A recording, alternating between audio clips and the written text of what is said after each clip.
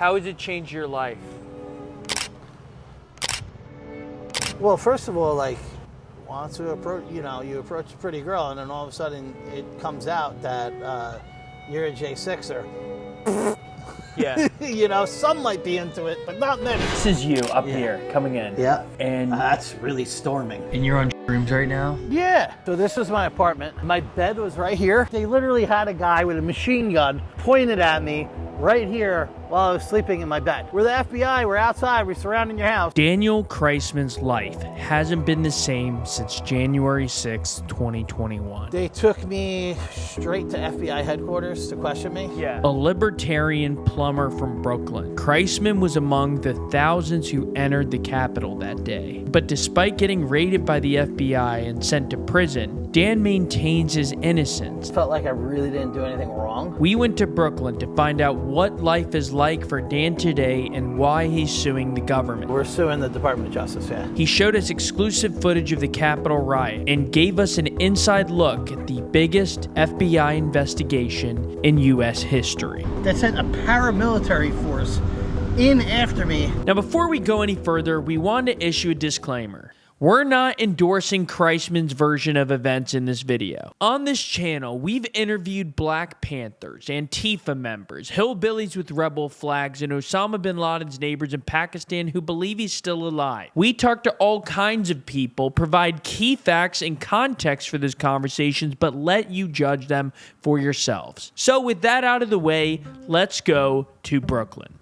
We met up with Dan at Fort Greene Park in Brooklyn, the last place you'd expect to find a J6er. I think it's awesome that we're doing it at this park, considering the history of this park. This is where, like, the skirmishes really started against the English. They took a bunch of American revolutionaries and they created prisoner of war encampments and put them on ships in the East River. You think the early patriots in the U.S. were like the Six Riders? You want to be hyperbolic and label it as an insurrection. Yes. What were the early revolutionaries? Dan Christmann doesn't fit the typical J6 profile. Here's my car. How many J6ers you know drive a Prius? He has Antifa friends and protested with BLM the summer of 2020. I've been on the front lines of all these riots, like even the Berkeley BLM riots. I was like... Wait, did you protest with BLM? Yeah. You were against the police brutality. Absolutely. Yeah. Before I went into the Capitol to look for Linda, I saw a bunch of Antifa kids that I was at rallies with on the platform outside. Like, yo, what's up, Piggy? And like, what's up, man? At this point in time, everyone was a protest junkie. Yeah. All the protest junkies from New York were all there. Now, before going into Dan's version of events, here are some facts to set the stage. January 6th was the day that the Senate was set to certify the results of the 2020 election. Also that day, Trump, who claimed the election was stolen, delivered a speech at the Ellipse in D.C. around noon. They rigged an election. They rigged it like they've never rigged an election before, and we will never give up. We will never concede. We're going to walk down, and I'll be there with you. We're going to walk down to the Capitol. We have come to demand that Congress do the right thing. Then after Nancy Pelosi called Congress into session, the protesters approached the Capitol. Their rally escalated, and the FBI estimates that between 2,000 and 2,500 people entered the building. Dan was one of them. Now, Dan called it a pop-up party. It was a giant pop-up party. That's all I saw. But many dispute this characterization. Insurrection. Insurrection? Attempted coup. Protesters scaled the walls, clashed with police in the tunnels, and took over the building right when Congress was certifying the election that they thought was stolen. No police were killed at the Capitol, but one died from 2 strokes the following day, and 4 more died in the months that followed from suicide. One protester, Ashley Babbitt, was shot and killed. We asked Dan to tell his account of that day. Why were you in Washington, D.C. on January 6, 2021? So me and my campaign team from the 2020 state Senate race were working on a project called City News Now. We were like reporting. So we went down there on January 6th, but I also felt like you have to go to January 6th because you are like trying to build a news network. Then we went to a coffee shop where he shared with us footage that you can't find online from that day. Footage that specifically shows his involvement. Come up, there I am. There you are. Yeah, so now this is you up here coming in. Yeah. And that's really storming. Storming. Oh, there on my rampage. A cop here, cop here, cop here. Any one of those cops could have been like, yo, don't come in. Nobody warned us of not coming in. I think some people would say, though, like, when you're approaching the Capitol, going into it, you don't need someone to tell you not to go into the Capitol. But all these people, there's a line of cops right here, right? Yeah. It's the Capitol. This isn't Area 51. It's the United States Capitol building. Yeah. Like, they get tours of this place all the time. It's not even the White House. It's the Capitol building, right? The assumption is when you're coming in and you're here, and there are cops here not telling the crowd to leave, not pushing anybody back, the assumption is you're not doing anything wrong. Well, how would you describe the mood in here? Were people laughing? Were they ready to find Mike Pence? Everyone was just chilling. Do I look like I'm ready to find Mike Pence? What do I look like I'm doing? Just live streaming, walking around, chilling. And you're on shrooms right now? Yeah. How are the shrooms affecting it? Any reason to be anxious wouldn't be there. Yeah. There I go. And I went into a side room, took a picture out the side. See, and the cops are still not dispersing the crowd, right? This whole time, there's people coming in through the window. How come these people didn't get arrested? Only I got arrested. What, they couldn't figure out who these people were? Why do you think they came after you? Because I was politically influential. Every single little fucking socialist out there that thinks that the government can work. It can't fucking work. It's never gonna work. Wake up! We need a war. We need to let these motherfuckers know that they are illegitimate pieces of shit. And they will not rule our lives for profit. They will not do it ever again. Now they come in. Look what they do. And even this, the interaction with the people is peaceful. Here I am over here. Yeah. See what's happening. Still filming. The cops are starting to come. Yeah. And I'm like, okay, well, that's too much bacon for me. And boop, I slip out the window. Even if they legally said, get out of here, I legally left when they said, get out of here. We should note here that Christmann's defense that he attended J6 as a journalist did not hold up in court. The judge said that if Christmann was a journalist with proper credentials, he would have been allowed on Capitol grounds, and that not everyone with a phone can claim to be a journalist. By the way, if you're enjoying this video, please make sure to hit the subscribe button. On this channel, we capture the world without bias or fear, and we also explore sensitive subjects like this one and provide simply the facts and people's stories for you to decide on yourself. Now back to the video. I had a life to live. I had a plan. When I was a kid, I had a family. This New York State government took every fucking thing in the world from me in the name of fucking profit. My mom's from Harlem.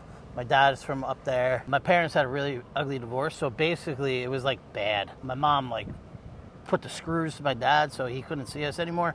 And then she just like went off like on a dating frenzy. So it was like, so I had documentation that like neither one of them were like interested, so I had a full Pel and Tap. What were you like as a kid? Were you political? Were you, not that most 6-year-olds are talking about Marx, but... My older brother, again, R.I.P., very, very wise beyond his years. He was like in 4th and 5th grade, like listening to Rush Limbaugh and like explaining to us how like intrusive the government is. And he was always into it, so I kind of like tagged along with him. You know what's bizarre about January 6th? And I think a lot of our viewers, our right-leaning viewers have probably seen a lot of clips where people are orderly walking down the red carpet. It's grandmas with their MAGA hats. It's people who are taking pictures. They're almost like tourists. And then there's other footage that is also captures the day of people scaling the walls. There were police clashes with police officers. There's the violent. There's all those idiots in the tunnel fighting with the cops in the exactly. tunnel. So thanks, guys. Thanks, by the way. You have these like two visions, these two parallel views of January 6th. What's more accurate? What I saw when I got upstairs was peaceful. The tunnel I didn't even see. Tunnel looked like a war zone. If I saw the tunnel before I went in there, I would have never went up there. There was at least 1 million people there. The House committee that investigated Jan 6 estimated the crowd for Trump's speech was 53,000 people. You've talked about like you want to change the system. Was there not a part of you that was like into the idea of a revolution that day? Oh, absolutely. But I was scared that it was going to be a bootlicker revolution. Yeah, the that wrong was kind of revolution. Like, oh my God, that's the last thing we need is a bootlicker revolution. Yeah. Like, what would you have done if you saw Mike Pence? He's the vice president. If I did it, I would be under the jail. I wouldn't have done anything if I saw Mike. I might have called him an asshole. How much you making off the vaccine, buddy? What about Nancy Pelosi? It's just horrendous, and all at the instigation of the President of the United States. What about Nancy Pelosi? Oh, God. Ask her for stock tips? After this happens, what was the drive back from January 6th like? It was creepy. We all saw every city in America turned upside down over George Floyd. And now finally the other side is protesting over what they thought was a stolen election. I'm listening to the radio, and before they even got their stories together, before the crowd was even dispersed, I was listening to the radio in the car going home. NPR was already calling it a terror attack. And it was like, oh, okay. I was charged with the most redundant thing. Disorderly conduct, picketing and parading on Capitol ground, unlawfully being on Capitol grounds, and like disorderly conduct And you again. pled guilty. Did you go to jail? Yeah, I went to prison for 25 days. How was that? God bless my brother having connections. I had Goodfellas treatment in there, and I had the time of my life. So what happened to Dan next? Well, as part of the largest federal investigation in U.S. history, the FBI went after him hard. So when did the raid happen? July 28th, 2021 at 6 o'clock in the morning. A long time after January 6th. Yeah. Did you know they were? That was my apartment right there. Right up here. Right, those two windows on the right. What happened? They had somebody in my apartment, a friend who was an informant, open the door for them. They lined the whole railroad apartment up, shoulder to shoulder with about 20 SWAT members. They had the friend knock on the door, say, hurry up, let me in. And I walked to the door to open the door, and they hit the door with the batting ram and smacked me in the face with the door. So this is my apartment. They did follow me around with drones and aerial surveillance. My bed was right here. This window was open a crap. They were literally looking at me just sleeping there. Yeah. They literally had a guy with a machine gun pointed at me right here while I was sleeping in my bed. They knew I wasn't a threat.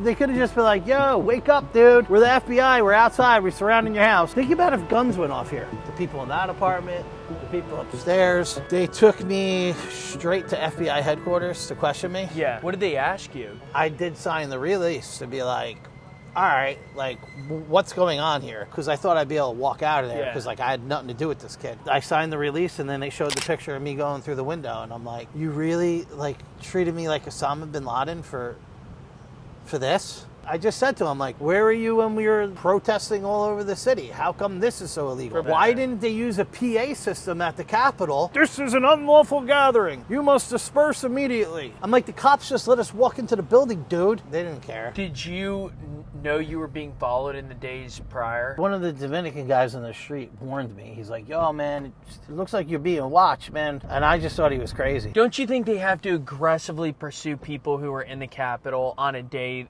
of certifying the votes for the election? I think they definitely had to investigate everyone, question them, see what their motives were. But they could have just called me. They didn't have to use the government as a terrorist. The government became a terrorist organization, putting the fear of God into people for if they ever dare try protesting. I think for the most part, it kind of worked. Because besides this Palestinian crap, you ever seen any protests ever since January 6th? Do you have any regrets from that day? Yeah, I mean, it's like such a minuscule moment in my life. It was just another protest. I filmed the protest and left. And, you know, my life is upside down now. So, yeah, I have regrets. Like, how has it changed your life? Well, first of all, you know, you approach a pretty girl, and then all of a sudden it comes out that you're a J6er. Yeah. You know, some might be into it, but not many. And then the other thing is, like, job prospects. I just finished my degree while my life was on hold, waiting my trial. And it feels like it's almost kind of a waste because not even the Heritage Foundation will give me an internship. Yeah. The New York Post won't give me an internship. Like, Republican outlets won't even mess with me. I'm a trooper, though. I'll survive. I've gotten hired and then fired. I've gotten hired and then, yeah, this isn't going to work because it's January 6th stuff. Yeah. I've gotten accepted into schools. Oh, yeah, we looked you up, and now we're not going to do that. You get where they're coming from, the risks it might have for a business? If I had a business, why do I have to make myself subject and my business subject to such scrutiny for one guy? What do they do for me? At the end of the day, I was a journalist. At the end of the day, it was a protest. I think Trump can't relate I think he thinks, oh, I pardoned you, you're fine. But the pardon really is only good to get you out of jail. I think what needs to happen is it needs to be declared First Amendment activity, especially for people that were nonviolent and didn't destroy property that day. This way we have legal grounds to sue anybody who discriminates against us. This way, the public knows that even that business owner that hired us had their hands tied. But Dan is trying to play offense now. While looking for jobs, he's also suing the Department of Justice. Have you considered suing the government? We're starting to do that right now. We're suing the Department of Justice, yeah. For what? A, for the overkill on the way they arrested me for a misdemeanor. And the First Amendment protocol declares that you have to not only provide dispersal orders, but you have to provide a safe exit. And they failed to do either one of those things. They know that they failed to do either one of those things, and they went ahead and pressed charges anyway. The problem with the federal misdemeanors, it never comes off your record. So you have to disclose it for the rest of your life. Even though you got pardoned? Yes, does not come off your record. What does the pardon do? If you're stuck in jail, a pardon is great. So the pardoning of the January 6er didn't even do anything, really? For the people that were in jail, it did. But for you? Nothing. Absolutely nothing. It was like a gee, thanks. We want to end with your thoughts on a couple key figures. QAnon Shaman. I don't know him personally. I think he did a good job at getting himself a lot of Instagram followers. Even me. On January 6th, I don't feel like I did anything that crazy. My body of work before January 6th, I was pushing up against the system. Fuck Cuomo! Fuck Cuomo! And even in America, when you push up against the system's gonna bite you back. And QAnon Shaman pushed up against the system, and the system bit him back. If it were a revolution, if they were kind of overtaking the Capitol and some symbolic, like, storming of the Bastille thing, would you want it to be part of that? I would have loved to chase Cornwallis or whatever with Lafayette to Yorktown. This wasn't a revolution. This I don't even give credit to. This is nonsense. Despite his life turning upside down, Dan remains optimistic. What is your hope for the future, your future? Yeah, I teeter-totter on it a lot. Because after I lost my career from my injury, I knew meshing with the system is only going to bring me trouble. But then the system came back to me so hard, I realized that like protesting and all this stuff is just being a useful idiot, and the real battles are won in the courtroom. And I felt like they brought their fight to me, so I got to bring it back to them. So that's why I went back to school. I'm studying for my LSATs right now and trying to get into law school so I can fight these bastards. And that's great. But really, the hope for the future at the end of the day is just to have peace. Like, my brother just died, and, you know, you realize, like, the things that you get worked up over are completely irrelevant. God only gives you a few people that care about you. Those are the relationships that matter. So, at the end of the day, the hope for my future is to just have peace. Thank you for watching this video. If you enjoyed it, please hit subscribe.